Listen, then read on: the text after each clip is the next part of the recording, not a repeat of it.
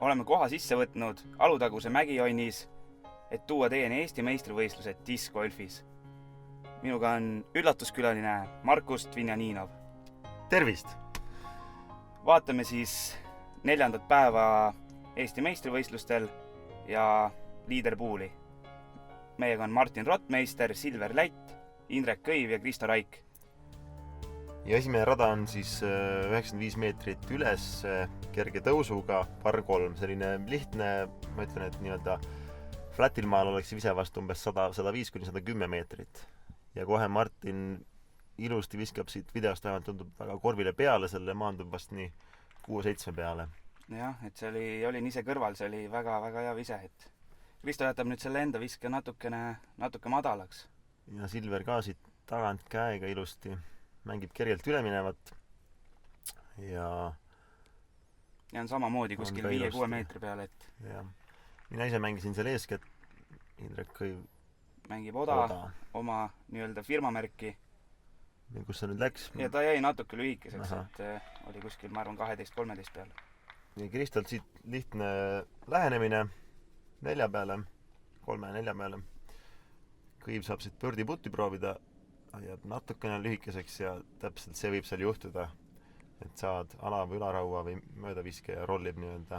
Ja Martin nüüd tegi... Tundub, et oli ikka pinge peal, et edu oli liiga väike veel, et ja... Silver näitab ka, et... on sõbramehelik, jätab siin Martinile ka samasuguse puti veel. Kõiv paneb siis 3 ja samamoodi ka Kristo. Ja samamoodi ka Silver, et esimesel rajal kõigil parrid ja üldseisus mitte midagi ei muutunud. Võimalused olid, aga ei jõudnud neid kasutada. Ja teine rada on siis selline esimene placement shoti vaja. Ma ütleks, et esimest viset saab väga vabalt teha nii eeskäe tagant käega kui ka mingi 3. viskestiiliga, et peamine need oleksid seal nurga peal ja sealt teist viset siis hakkaksid tegema. Ja Martin nüüd natukene hajub ta liiga vasakule ära, et ei olnud päris nagu õige kohaga. Kristo läheb siit, kas see oli nüüd läbi puude täiesti nagu õnnelikult võiks öelda sealt läbi. Ja Silver valib, ma ei saanud kõru, kas ta tahtis otse nii-öelda sinna alla minna, eeskäega viskama kuskile, aga minu teada seal väga suurt auku ei ole, aga sai mingi puu ja põrke nii-öelda vasakule OB suunas. Ja juba video käib nii kiiresti siin, et... Jah, et siin Martin tegi niisuguse väljaviske ja nüüd oma 3. pargib korvi alla ära, et... See oli väga ilus vise. Ütleme see koht, kus Martin praegu oli, võikski olla selle raja nii-öelda sweet spot, et rohkemat pole tegelikult vaja seal teise viske jaoks. Ja Silver jätab selle üsna laiaks ja kahjuks maandub OB ees, et nüüd teeb oma 4. viset. Ja selle pargib kenasti mingi 5-6 meetri peale. Kõiv läheneb veel Odaga. Kas see oli nüüd tal teine või 3? Teine vise, 2 Oda järjest ja on pargitud. Ja Kristo siit väikse eeske annukaga korvi alla täitsa ilusti. Silver tõstis siis nüüd OB 5 sisse, Martin lihtsa 4, Kõiv lihtsa 3 ja Kristo lihtsa 4. Et Kõiv siin võttis Läti vastu 1 tagasi, teistel midagi ei muutunud. Tegelikult siin praegu Martinil on ikkagi väga nii-öelda mõnus olemine selle eest, siis 2., 3., 4. koht ja tagantpoolt tulijad ikkagi hakkavad siin kõvasti rabistama, nagu me näeme. Kõiv nüüd jätab avadraivi madalaks õnneks. Aga saab väga õnneliku skipi ikkagi suhteliselt heasse kohta. Martin läheb puteriga otse peale. Ja seal oli õnne, et ta läbi läks ja ta tegelikult lõpetas väga-väga heas kohas. Et... Siit tundus jah, et läheb väga sinna nii-öelda raffi suunas. Kristo vaneb siit puteri kõrgele, aga saab mingi puu ja lööb otse alla ilusti. Ja Sillu viskab eeskätt, tundub, et see on driver 1, sisse mängitud T1. Ma eeldan, kas ta läheb siis täitsa nii-öelda võimalikult korvile kohe viskama või? Aga jätab samamoodi madalaks, nagu jättis Kõiv, et kuigi on ilusti tee peal, et sealt saab täitsa jätkata. Sealt peaks olema eeskäega ikkagi vägagi tehtav see lähenemine. Ja Kõivu lähenemine oli väga hea kindlasti ringis sees. Et... Ja Kristo siin peaaegu flirdib selle kuusega seal taga, aga jõuab ikkagi, ma arvan, päris lihtsale putile sealt kohast. Ja Sillu viskab siin A4 ja see läheb üle ja natukene ikkagi metsa, et kindlasti jätab omale väikse puti võimaluse, aga mitte nii ja mugavalt. siin lõpetaski see Martini esimene vise läbi puude siis ilusti ja Ja nüüd ta saab veel väikse puukiki ja ütleb rahvale, et ärge plaksutage, et ei, seda pole vaja jah. mul pole vaja seda. Ja Silver proovib siis tema pöördit, jätab natukene madalaks selle, see on selline ebamugav kõrgus, et nagu juba oli sees ja samas ikkagi väljas, et Kõiv paneb siit 5-6 pealt sisse pöördi ja sama teeb ka Kristo. Ehk siis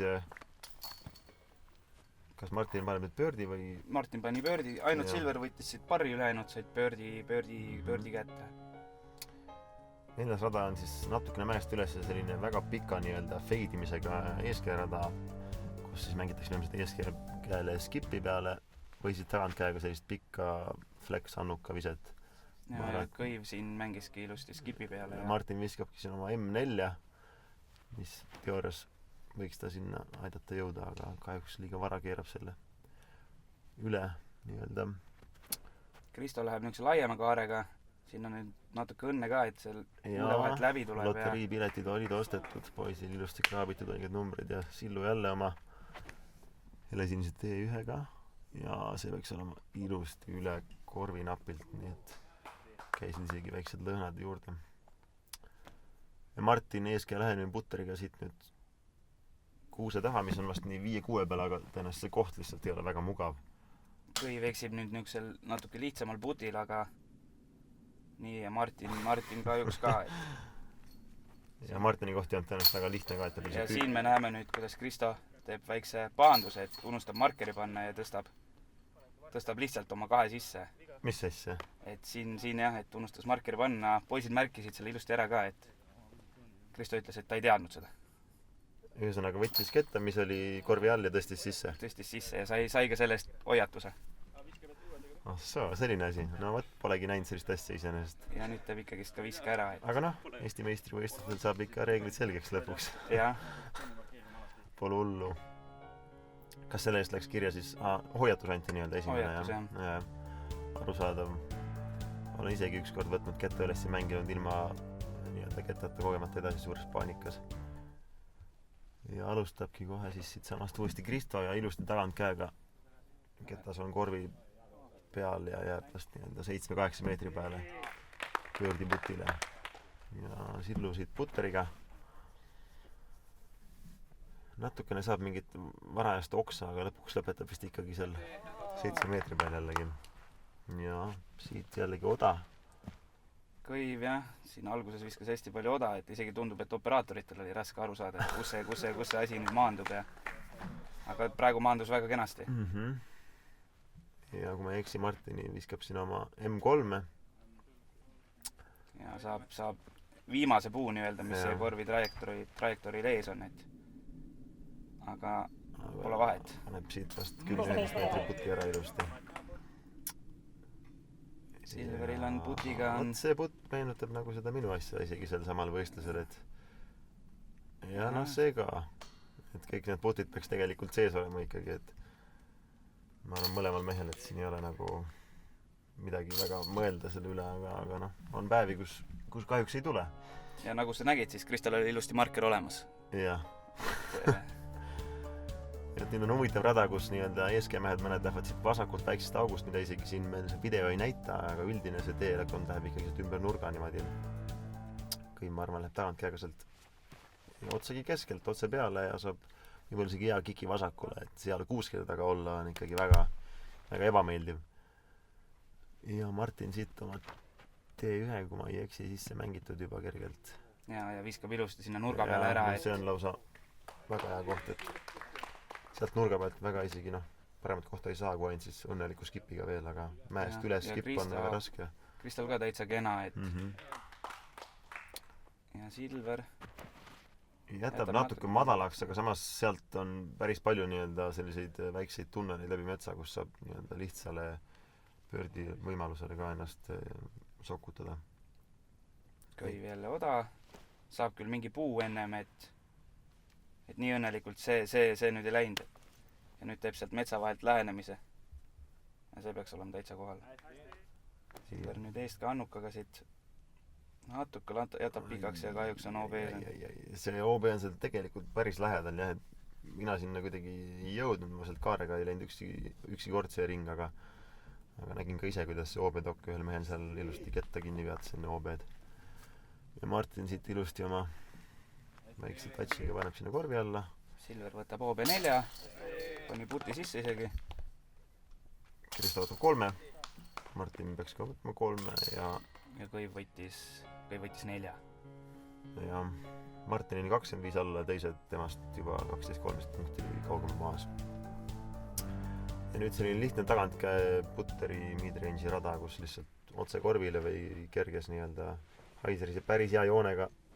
Natuke jääb lühikeseks, aga ikkagi ringis videost tundus, et oli juba lausa korvi suunal.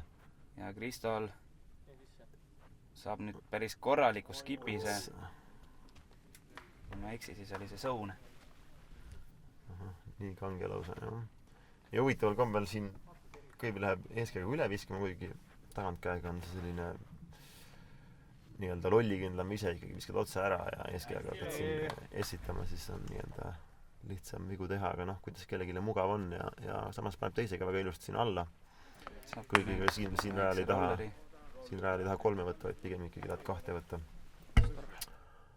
Ja Kristo pika putiga natukene madalaks ja Martin pöördi putil ilusti südamesse sellele korvile, mitte võimalustki, et see välja tuleks. Ja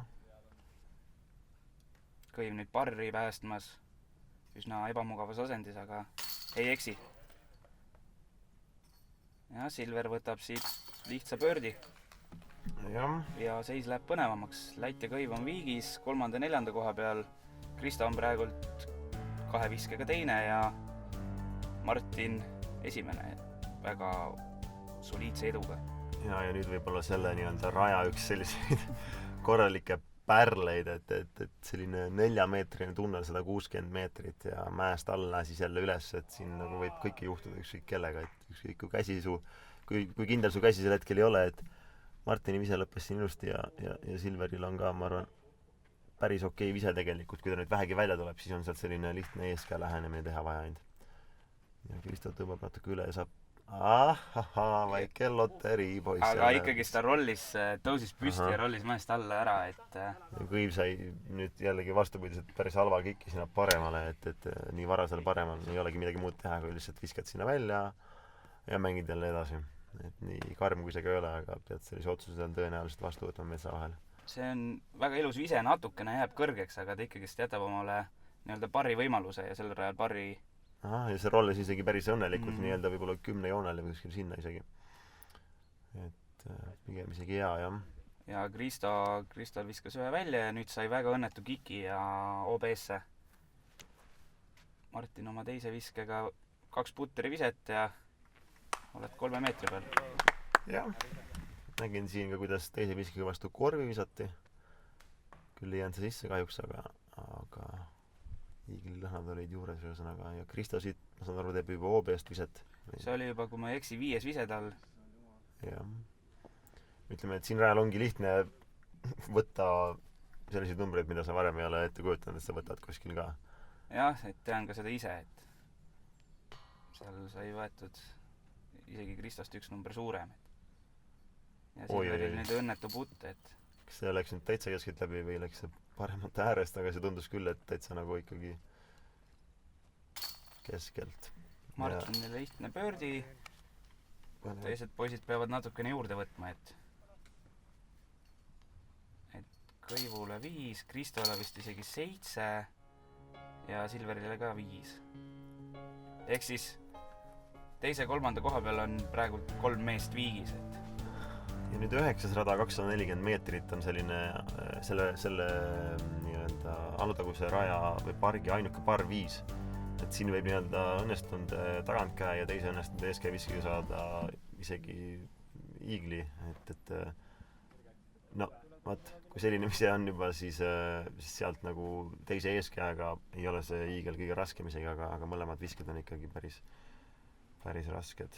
Silver nüüd natukene vasakule keeras sisse. Üle, jah, mängis eeskäe peale nagu minagi.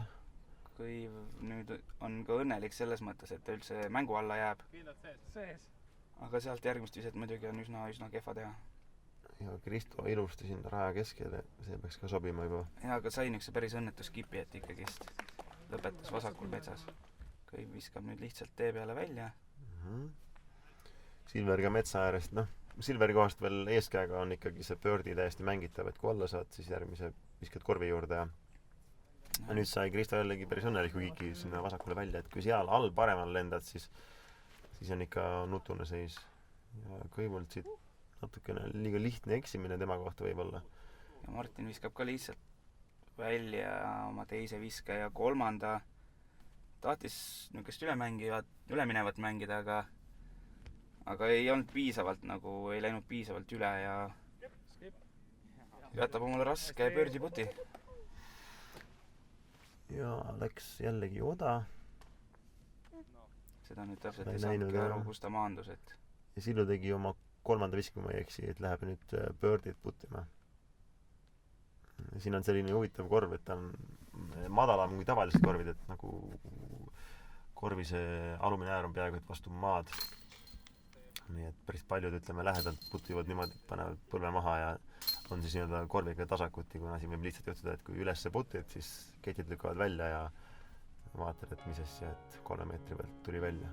Jah, sellel lihtsal rajal nüüd 3 parri ja Kristole ainsana birdie, et võib-olla ei olegi nii lihtne, kui välja paistab, et kuigi seal need mehed kindlasti tahaks seda võtta. Jah.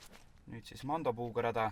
No võt, see on selline rada, mida mina mängisin vähemalt nagu 3-ks, et ei läinudki väga palju nii-öelda proovima seda, et ma viskasin küll nii talantkäe ja eeskäega, aga see tunne ikkagi sellest Mandost lihtsalt eksida on lihtne pigem, aga Martin siin ilusti viskab vast 5-6 peale. Kas läks läbi natuke puude? Läks läbi puude ja... Jah, ja Sillu jätab natukene pehmeks, aga saab õnneliku skipi sinna ääre poole ja no ütleme nii, et 3 meest on ikkagi ainult üks mees on nii-öelda birdil, teised on ikkagi sellisel lähenemisel alles või väga pikal putil. Kõiv teeb niisuguse lihtsa jump puti ja võtab lihtsa 3. Kristo nüüd läheb natukene üritama ja viskab Mandopuu vastu oksa ja see toob ka karistuse. Selles mõttes, et...